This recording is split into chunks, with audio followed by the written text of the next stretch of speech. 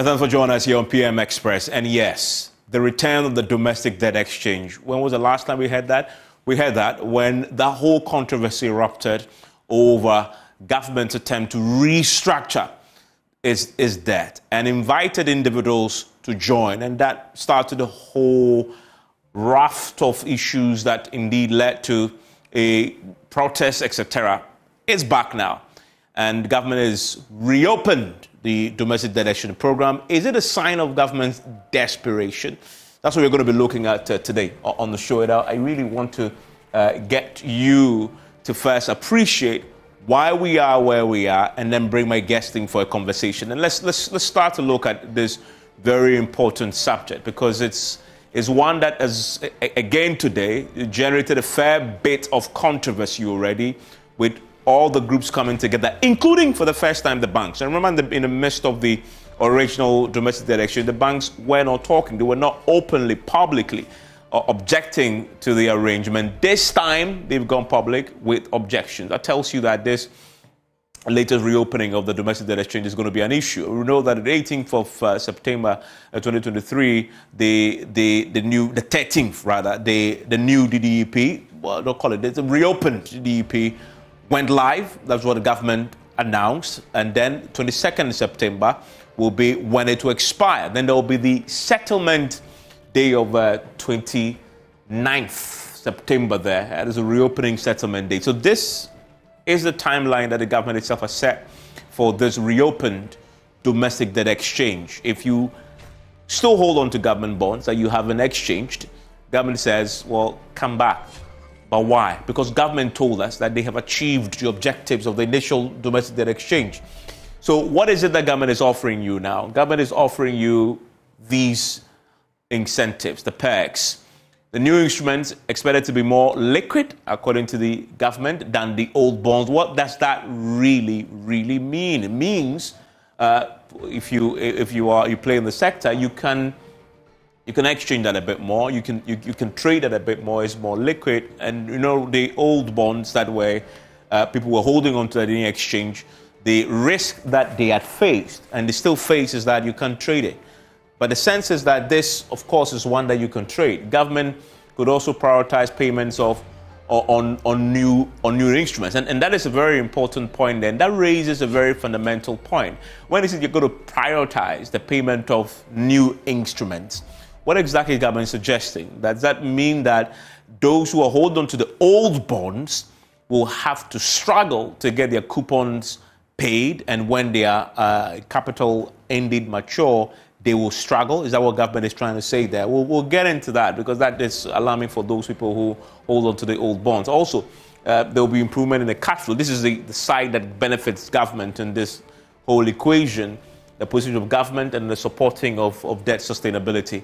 That's fundamentally why government wants to do this. But many people say this last bit here is really where the focus is. Government is hoping to get the second tranche of the IMF money in, but they need to meet a certain thresholds. Fundamentally, government hasn't met the key threshold when it comes to debt sustainability, and they want to meet it. Other than that, they're going to struggle with the IMF, and that is why they've opened up this debt exchange program. If we look at the eligible bonds, and if you compare to what it used to be, you have the GOG bonds, ESLA bonds, Dachi bonds, all of them in total of 12.9 billion. That is what government is now hoping to exchange. And I will tell you an interesting story about the changing numbers as we went on, especially when government told us at the beginning that it's been successful. But if it's been successful, why do you need 12.9 billion more in terms of the exchange value of what they're trying to do? Is the key question. And then you look at the sort of bondholders that will be affected. Same as what we know before.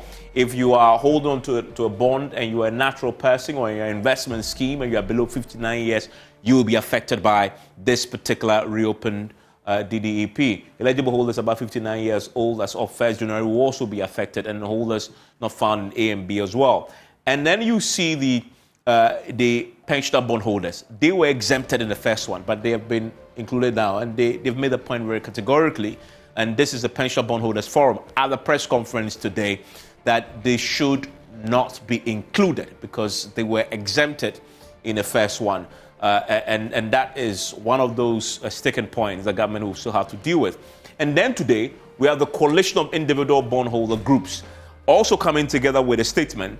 And their statement is a repetition of the initial stance that they took in the first DDEP, which is that they still will not participate in this. And this one is still voluntary, but they still will not participate in it. They will not sign on to the DDEP program. And that position has not changed. But they said something that I'll put to their leaders when they join me, that they believe that government is still committed to settling all maturing bonds and coupons, right? Where are they getting that assurance from? What is giving them that confidence that government is still committed? When government has clearly stated, as I showed you earlier, that they will prioritize these new bonds if you indeed exchange and get hold of one, right? If they are prioritizing that, it means that they will pay those new bonds, this current bond that they're exchanging right now, they'll pay them first. And whatever is left is what everybody else will get. If it's finished by that time, then of course, people get to struggle. So where are they getting this confidence from? We'll get into that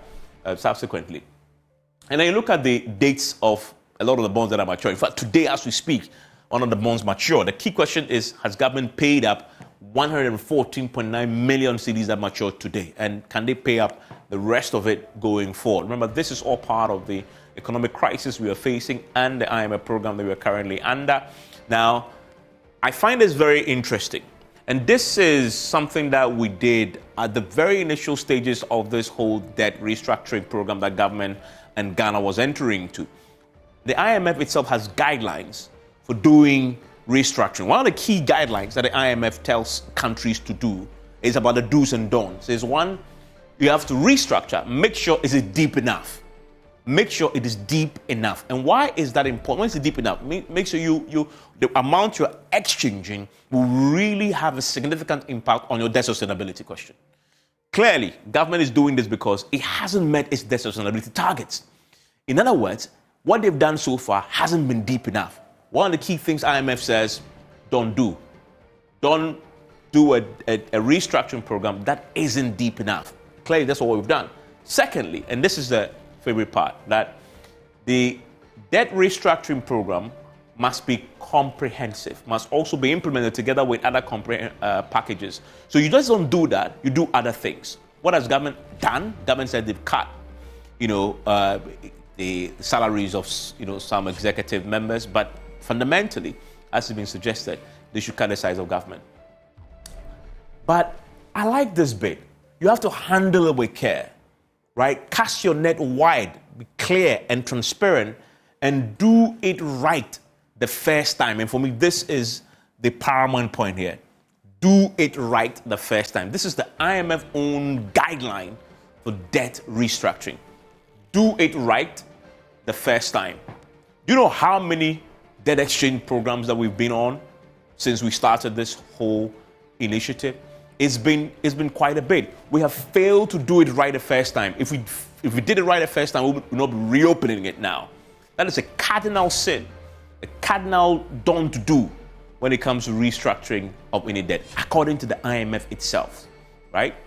So that's a very important point to note. And if you look at this, we haven't also been transparent. We haven't been clear because the numbers keep changing. We first wanted to exchange 137 billion. Then it moved to 132 billion, then 130 billion, and then ended up 97.7 billion. So the numbers keep changing. That in itself shows you that there's something fundamentally wrong with our approach in doing this. And then over the period, we've done several DDEPs, a total of 4 of them. There was the regional DDEP, the US dollar denominated DDEP. Pension funds were then invited in after they had been exempted, and then it has been reopened again. Everywhere you look, there are questions. I'll put that to my guests next here on PM Express. Always brought to you by Cherry Tree Properties. It's also brought to you by Syntex Tank and also by the Ghana AIDS Commission and Alobo Bitters. Stay with me. Thanks for staying with us. And as you know, PM Express is always brought to you by Syntex Tank. No matter your water needs, Syntex Tank has you covered indeed. It's also brought to you by Cherry Tree Properties. Now, Syntex Tank is the tank of choice for you. And they have everything you need when it comes to water storage. Syntex Tank is first to introduce a double layer tank. And now you can have as many layers as you want. The Syntax tanks is first to introduce white inner layer tanks in Ghana. We now introduce you to customer specs order.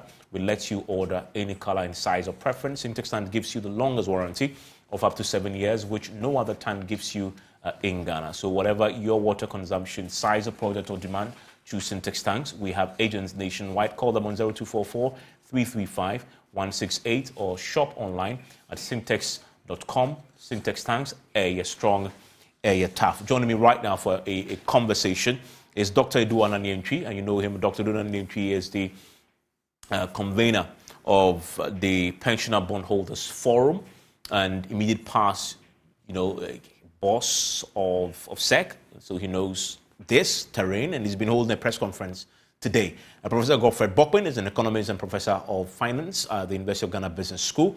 Dr. Joel Jangma Akwete is a convener of the Individual Bondholders Association of Ghana. And John Ewa is the president of the Ghana Association of Banks. And I want to start with John Ewa, obviously. John, thanks for agreeing to talk to me on this very important subject. We saw today the details of this. There have been a lot of agitations as far as this is concerned. I wonder, the banks, what your position is on this reopening. Are the banks going to be participating in it? Thank you very much for having me.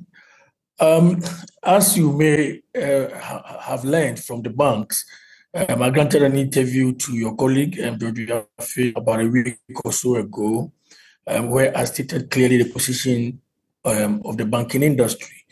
The point is that when it comes to the government's debt operations, bond exchange, the banks are fully subscribed to the exchange. As we speak, there is no room or whatever securities that the banks have in their possession to tender anymore. So I do not believe or think that this reopening has the banks as a target investor to take any decisions on exchange. Okay, so that's out of the question. Banks are not going to be participating in this latest round of DDEP. That's correct. I wonder if there were any consultations with the banks before this was reopened at all? Not directly. I'm sure the issuer definitely will be aware of the participation of the banks. So if there was any kind of consultation that was necessary, definitely will be with the investor groups that have yet to respond in one way or the other to the offer. We have the offshore investors, some of whom did not tender. We have the individual bondholders and other pockets of investor groups, like corporate bodies that also did not subscribe.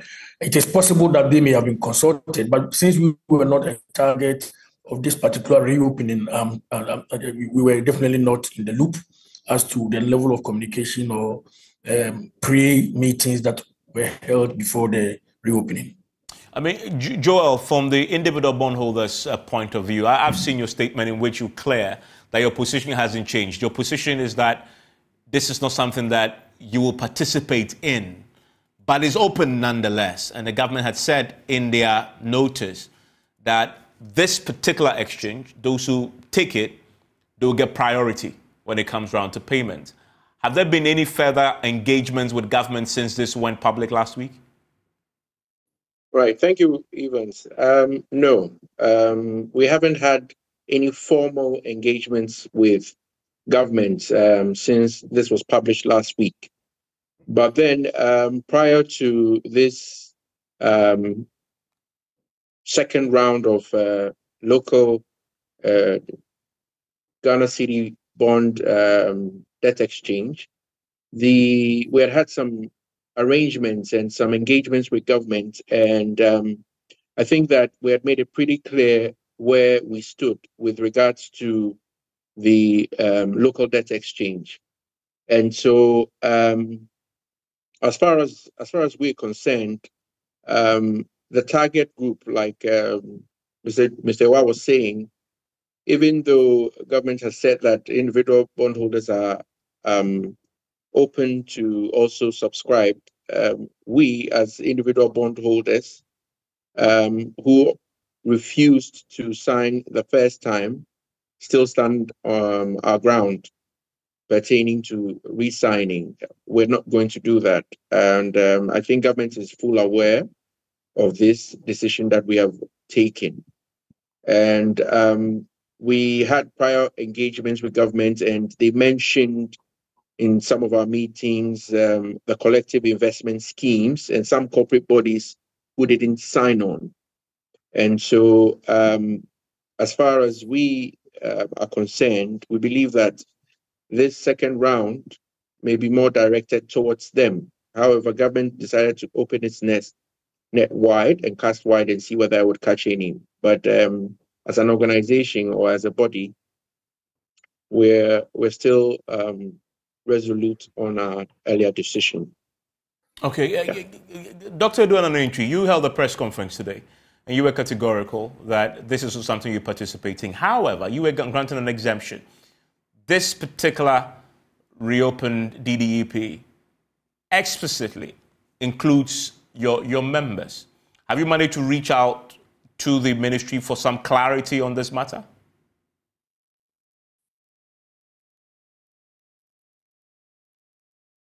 Hello, Dr. Edwin. Okay, we would. Hello, Dr. Edwin. Yeah, I think he's muted. All right, okay. I'm here. Yeah, great that I could hear you. I was asking you whether this includes your members who were exempted. Have you sought some clarity? Today there was a press conference. Since then, have you heard anything? No, I think it's too early. We sent a letter to the minister this morning. Okay.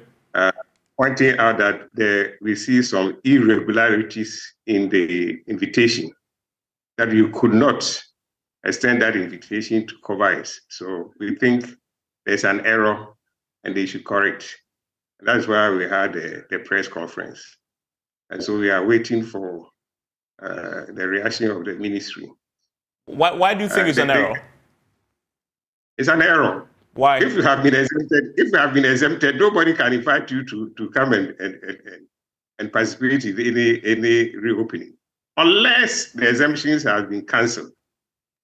Isn't that obvious? You should know what they are doing. Isn't that obvious? Because this was drafted, carefully thought out, and circulated. That is not how you cancel an exemption.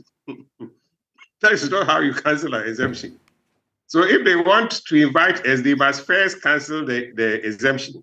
Then you know you are now not under exemption. So now you can invite that person. Now that I have removed the cover, I'm inviting you to come if you want to come. If the ministry want to do that, then this is the way they should proceed. But I believe it's an error. They never thought, they didn't apply their minds to the fact that you could not extend an invitation to an exempted group. We are not part of the people who could not. I repeat, their own words, that people who wanted to come but could not come because of certain reasons. We are not part of them. So I think the ministry should look at the things that he puts in the public domain well, study it, critically review it, because you see, you are bringing this to the public. It's not your private document. Once you are coming to public, there's a need to ensure that the document you are putting there, you have analyzed it and you understand and appreciate. Because people are going to review it. And that is precisely why I question why you conclude that it's an error. It's an error because I see that you can't do what you are doing. You can only do it in error. Okay. Unless if you don't agree that it was an error, then it was a deliberate attempt to lure people to come. But I don't think the government will do that deliberate attempt. I believe it's an error, and they will own up to that and say, well, unfortunately, we shouldn't have even put your name there. I mean, Professor Bokwing, government had consistently said since the DDEP1 that they've been successful in achieving the targets and its objectives. They've celebrated that. So why are they reopening this? Good evening. And good evening to our cherished listeners and viewers. Yeah, so Evans, you recall on this same program a couple of months ago where we said that government was celebrating a success that it didn't really, wasn't really success. it was pretty clear to us that government didn't get exactly what it wanted. And I'm saying this from different perspectives. One, if you look at so first, when you estimate the gap that we had to close from the debt sustainability analysis, it was clear that fiscal adjustment alone was not enough. It was clear to us. And then more so, it became much clearer to us after the IMF published their documents. The total fiscal savings from the IMF supported program comes up to 5% of GDP. We are looking at a gap in excess of 12% of GDP. Actually, if you look at the September last year end date, where the debt to GDP ratio was both in present value terms and then also the other debt sustainability indicators, of course, the IMF focused solely on two, present value of debt to GDP ratio being below 55%, and then also external debt service to revenue ratio below 18%. There are other debt sustainability indicators. So then if you compare that to the level of savings that the government made from the first round of domestic debt exchange, where they were only able to restructure approximately 83.3 billion cedis out of the universe of eligible bonds, which eventually came down to approximately 98 billion, it was clear to us that government had made insufficient progress. So we said that no, even though government said they had made progress, I mean, they had won, even when it was not even half time, we knew there would be subsequent invitations. Because at that time, we had almost 123 billion cedis of domestic debt yet to be restructured, made up of Bank of Ghana's own 77.6 billion cedis, the pension 29.2 billion cedis. Then you had the US denominated local bonds, 800 million, cocoa bill, 8.8 billion cedis, and all of that. Then we had excluded the treasury bill angle. So if you look at this portion and you look at the progress government had made, there was no way you could conclude government was successful with the first one. Then so there you could predict that this other component of the domestic debt were at risk. Of course, we've seen that even with the configuration, Evans, you realize that we had to use Bank of Ghana's balance sheet as a balancing item so that we could make much progress towards the goal. Because at the end of the day, all of these things is geared towards a certain end game, right? 2028. Bring your debt to a more sustainable level. So the fiscal sustainability part to it had to be very clear. All right. So put all this in together. Then you see, Evans, that the motive for the domestic debt exchange also was to introduce a new yield curve of below 15%. Under normal circumstances, that is only possible when certain conditions are present. Inflation was very high, right? And then the currency wasn't stable. So you realize that the new yield curve government was trying to introduce, which would have moderated our interest cost, the yield curve failed. So we practically abandoned that because so you see that right after the first round of the domestic debt exchange, government tries to force down the treasury bill rate. It was essentially dragging it down to align it with the new yield curve. Now, but because of where inflation was, and also because of the fiscal gap, that didn't work. So now you see that the savings that government had made with whatever restructuring that we had done, when you do the analysis, you see that even the rising treasury bill cost is almost offsetting that. We are almost getting to the point of zero-sum game, right? So if you put all these things together, it tells you that even though government made some progress, government didn't get exactly what they wanted. Now, so if there's any opportunity, right? If there's any opportunity through administrative reopening for government to see if they could rope in those who didn't tender, government will grab that with both hands. But let me come here before I end my first submission. we are in this situation also because domestic bondholders failed themselves. Why am I saying so? It would have been better, and we have said this much earlier, form a domestic creditor committee. Then you are able to look at all these things holistically, both from the fiscal side, from structural adjustment, structural reform, what savings can be made, and then also from debt restructuring. So in the case of Ghana, everybody went in solely to protect themselves and to see what they could get. And at the end, through divide and rule and all of that, this is what has brought us here. Yeah, let me put that. Hold that thought. From that. Hold that thought. Let me put that to Jangba. Doc, what do you make of that?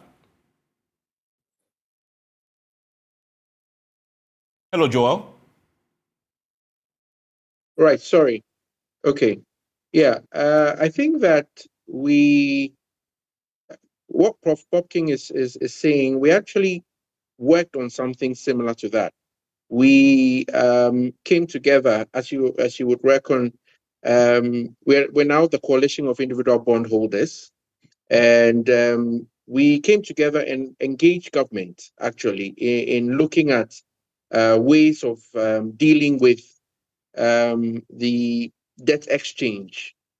But we didn't really get, at the initial stages when the DDEP was open, the local DDEP was open, we really didn't get the reception that we expected.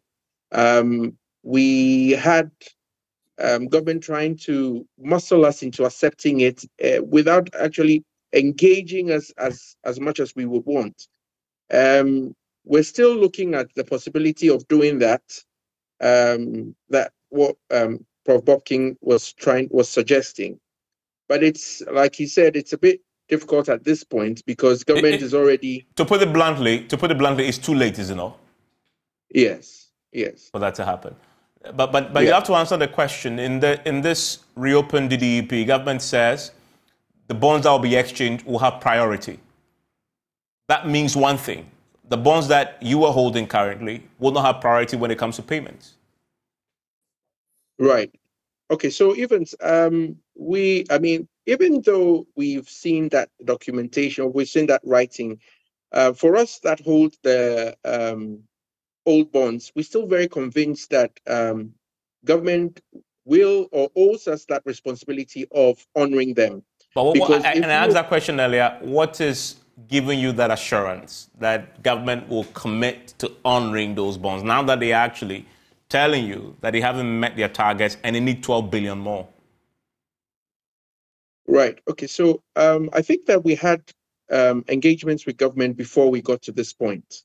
And we had some assurances, and we actually signed some agreement with government before this local, this reopening of the local DDEP again. So as far as we're concerned, like Dr. Edouard mentioned, we had an arrangement with them before this. And so if there's any change to that arrangement, we would believe that it would be communicated to us. So as far as we are also concerned, there is an arrangement that has been put down, and we are hoping and we believe that government does not intend to renege on its promise, which we have signed, and I think you had some in circulation. And so we really believe that government is going to do what it's set out to do with us per the agreements we've had.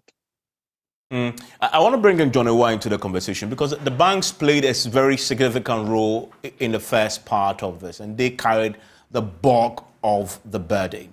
And the reason why government had said that it was successful the first time was because the banks carried a fair share of the burden there. I mean, Mr. Ewa, I'm curious though. Has government kept faith with the terms of the DDEP you participated in? I would say yes and no. No, because there's one key deliverable from the agreement we had with the government, which is yet to see the light of day. Though we have very good assurances, and we've seen some steps in recent days on the setup of Financial Stability Fund, with a critical pillar in all the discussions that we had with government. We know letters have gone out to various stakeholder groups on nomination of members for the investment committee of the Financial Stability Fund. We were told a few weeks ago that by the end of September, we are heading towards the end of September. So we are quite hopeful that something will be launched before the end of September. That is the assurance that we have from government. That said, of course, we've had one round of coupon payments, which was paid on due dates, which was a very important milestone to achieve. That right from the first obligations under the debt exchange has been met. Of course, there are significant repayments that will be due in the coming years, particularly the first maturity payment. And that will be the very clear test of commitments to the program. But as we know, the window for failing on this program is very, very small. Any kind of access going forward to the capital market is very much dependent on the success rate on, particularly on the performance of the bonds under the program. So we are very hopeful that government, knowing the consequences of non-performance on the bonds under the program, will definitely continue, just like they did in August when the first coupons were due, to continue to commit, and be bound, as we signed the agreement to that effect, that all commitments under the program will be met on due dates. And those are very critical. The international market is in that space, and I'm not sure the country want to put ourselves in a situation where we've reprofiled our debt, we begin default on the reprofiled debt. Yeah, I mean, Mr. Owase, stay with me, because on that point, though, if you read this reopened DDEP, one of the justifications or reasons provided is that government wants to achieve its debt sustainability targets. Now, that target has a direct impact on the ability to pay when the coupons fall due, because if it's not sustainable, then you struggle to pay. Isn't there a link there? And down the line, if this additional 12 billion isn't cleared, that then comes back to affect everybody else in the system. And the government has made the point. It's the whole sustainability and the survival of this economy at stake. Reason why they've had to do this. Yes, of course, you're absolutely right. Why did we enter into this kind of program? It was because we wanted to achieve an end game to our debt crisis. And to the extent that that end game is not reached yet, there remains some risk to be managed. And intelligence that we are picking is there are other bondholders who could not come under the program when it first launched, who have maybe indicated to government that they want to now come in, knowing that the first coupons were paid. Perhaps it serves as an attractive welcome for them to now, track their steps backwards to now opt into the program. It's important that the program succeeds, because otherwise those of us who have already entered, then we'll have a crisis on our hands. And as a country, it will not be very good on us as a country generally, that we enter into a debt operations program where we agree specific covenants with investors. Investors have paid the price by subscribing, and at the end of it, there is a failure of a sort. So I'm beginning to put a lot of mileage on the intelligence that we have gathered, that there are willing investors who really want to opt into the program. But of course, that window closed at some stage, and reopening it gives them opportunity to now perhaps come under the program. And the more we have such events happening, that leads us into that end game, the better it is for all of us. But the thing is, it's two sides to the coin.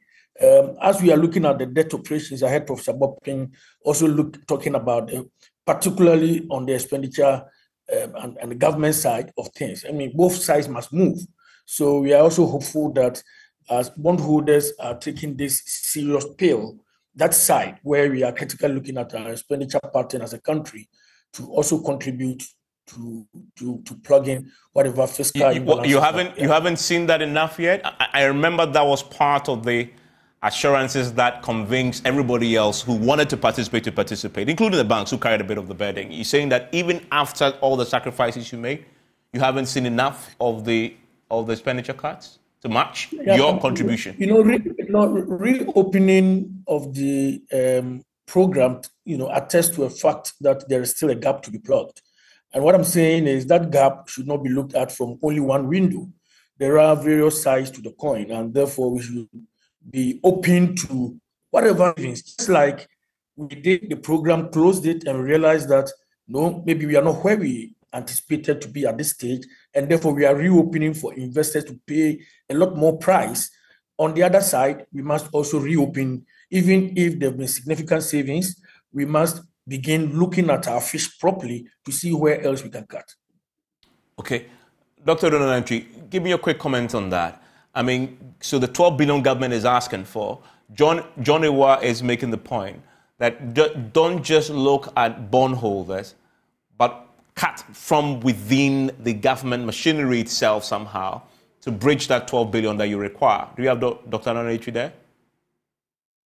Okay, let me put that question to Professor Bokpin. Prof, it's a valid point, is it not? Absolutely. Absolutely. There's no better way of putting it. I agree with Mr. Ewa. Look, government is still spending as though there is no debt crisis. Okay, government is still living a lifestyle that suggests that it's a harvest time.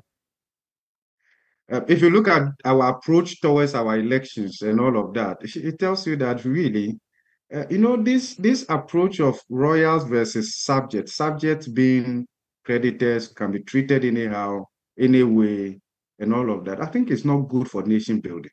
It's not good for building your own financial markets.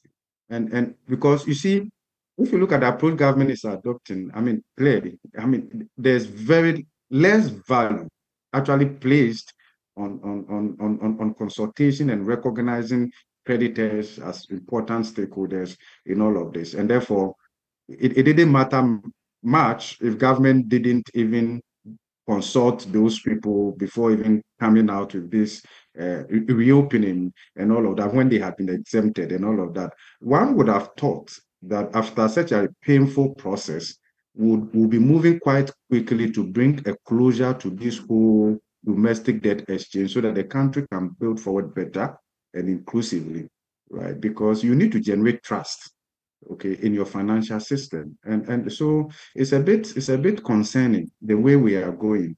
And then also, Evans, if you look at the fiscal framework, you see that there is considerable room to make expenditure-based fiscal adjustment that will lessen the burden on creditors. The narrative has been that debt restructuring seems to be the only way out of this. And that is why I'm saying that from the beginning, if domestic creditors had come together from a bit of more organized and negotiating from position of strength, there would have been clarity in terms of scope of adjustment from fiscal, debt restructuring, and all of that, so that it is clear to all of us. But Prof, they came together. They formed the individual bondholder. They have now the coalition, and they actually sat with government, negotiated, actually made proposals and signed these proposals off with government themselves in terms of the roadmap towards their sustainability. It was still based on creditor type. It was still based on creditor type. So if you look at what is happening from the international perspective, we have the Euro bondholders, we have the regional, we have the international. The idea that, okay, we are forming ours, this one is forming theirs, and then all of that. Usually, when it happens that way, the government will be able to find a way around it, right? Okay. Prof, so if I may. And we know. Okay. Yes. Jangma? I've heard Prof, say this a couple of times, but we had a difficulty talking about coming together to form a creditor forum, have one negotiation front. I can tell you efforts were made in that direction. The unfortunate thing is that for a creditor forum to be successful, you must align interest. Interest must be aligned. We had an unfortunate situation where, as banks, we knew what was at stake, particularly at that time, when the negotiations started and the discussions that we had, and the kind of gap that had been opened up to us, the information that we did not know before. And therefore, we decided that in order to help in the solution side of things, we would rather work with government to have a deal that perhaps is not too good for us, but that saves the country as well. So it was a problem of alignment of objectives. We had a group that said we want to be completely exempt. And then we had a group that said, okay, we know there's a problem, and we are a significant holder. If we on radio also saying we want to be exempt, we know that clearly we want to work with government to have a solution that, in our words, works for the country. It was difficult coming together when our interests were a bit divergent at some point. Of course, nobody takes delight in taking a cut on interest from 27% to 9% on average. But these were critical moments, and there were a lot of moving parts.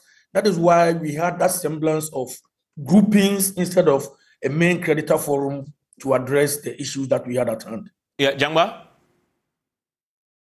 Right, yeah.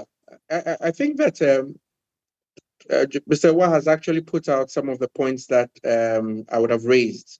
That in us coming together, I mean, as individual bondholders, we also were a chunk of those who were supposed to tender in the local debt exchange. We had some issues as well, and I don't think it would be necessary to mention them here. But then, as much as possible, those majority of us that aligned came together and we pursued a common interest. And through that, we engaged government, we sat down, we had a technical committee that was formed in the initial phase, looked at ways, like Prof. Bob King had said, for government to cut down on their expenses. There was an elaborate presentation that was made to government in the very early stages of the local DDEP, and government said they were going to go back. They came back, and they still brought us a second proposal that we still didn't think was good enough for the individual bondholders, and that is when we took the decision not to partake. Now, going forward, after the local DDEP was closed, we went ahead and still had engagements with government, because we still also identified that there was a problem, but we also needed government to make that firm commitment towards the individual bondholders who had put their monies into government and were hoping that government would be able to honor them. And we actually finally have made some headway. Recently, we were able to meet government and we got the MOU signed that covered all individual bondholders. And so what Prof. Bobkin was saying would have been the ideal situation. But then when you're dealing with groups of people, you understand that sometimes the dynamics of the group and interests may not always align. But to the best of our ability, we have done what we think would be in the best interest of the majority of individual bondholders across the country. And so that's where we are now. Yeah. And we believe that we're going to, government is going to go ahead and honor the agreements we have made with them. And that's where you take your confidence from. I'm going to take a quick break. When I return, the fundamental question that remains, individual bondholders, pensioner bondholders, a coalition of bondholders, and of course the banks have said they will not be participating in this reopened DDEP, but government still needs 12 billion exchanged. What's the implication of that on our IMF program and the next milestone that we have to meet to qualify for the next threshold? How does that impact us? We're going to answer that question when we return. Stay with us. It's 11 p.m. Experts having a conversation about our economy and as the reopening of the domestic debt exchange, the domestic debt exchange that appears never to end. Professor Bokwing, to you now. I mean, just before we wrap up, I need to understand this 12 billion the government is seeking to exchange. How important is the success of this latest reopened DDEP to our IMF program as it relates to the next tranche receipt? Okay, yes, Ivan, thank you very much. Typically, when you look at the program, the way it's structured, we have the end June targets, structural benchmarks, and all of that. So the next critical review will be looking at the June end targets that have been set under the program. But because this is a 3-year program, they are going to review the past as at the end of June 2023. And then they are also going to adopt a forward-looking approach to see the progress we have made, the outlook, and then in terms of how the whole program is on course. My considered view is that this specific reopening may not be significant enough to derail the country's progress towards passing the next review, and we're getting the other $600 million. I'm looking at it from two angles, that it will not be good news even for the IMF itself, with all the efforts and also the progress that government has made in the last 3 months or so, to say that the country failed to meet those conditionalities. Then again, also, if you look at how the IMF had worked over the years with other programs, there could be room for certain modifications, right? Because if you look at the 16th IMF program that we exited in April 2019, yes, we were not able to meet all the targets as enshrined in the program. And therefore, there may be some kind of modification where necessary. Evans, the important thing is that the incentive for government to work towards meeting these conditionalities and passing this critical review is also very high, because of the dollar deficit, right, that we have to manage. The $600 million is very important. And that signal will also be good in terms of the necessary progress that we have to make with the external debt restructuring. That, of course, from the fiscal side, government is doing what it had committed to under the program. And Prof, we just touched on a very important one that we still need to discuss, which is the external debt restructuring, a big next step the government is pursuing. Thank you very much for joining us, John Ewa, Joe Jangba, also Professor Godfrey Bokpring and Dr. Dunan Rienchi. We'll see what government does at the end of this latest reopened DDEP. Enjoy the rest of the evening.